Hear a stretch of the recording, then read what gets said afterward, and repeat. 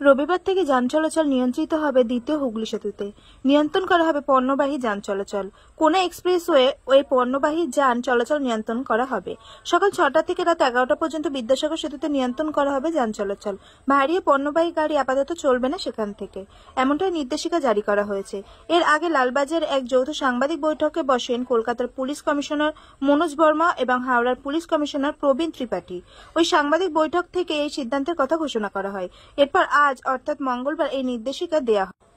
জানা গিয়েছে, কলকাতা থেকে 12 নম্বর জাতীয় সড়কমুখী পণ্যবাহী গাড়িগুলিকে টালা সেতু, টিবি রোড এবং নিবেদিতা সেতু হয়ে চলাচল করতে হবে।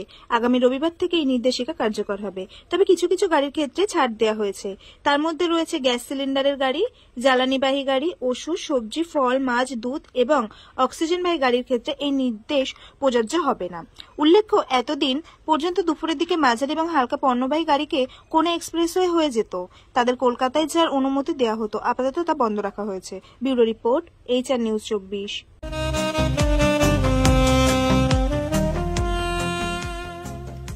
সর্বস্তরের ক্রেতা বন্ধুদের শুভ কামনায় বাবা লোকনাথ বাইক পয়েন্ট।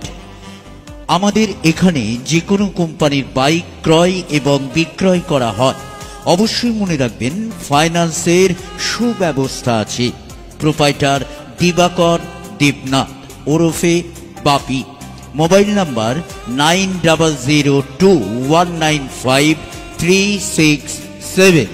আমাদের ঠিকানা 12 নম্বর জাতীয় সড়ক, শান্তিপুর বাইপাস, পাওয়ার হাউসের নিকট, শান্তিপুর, নদিয়া।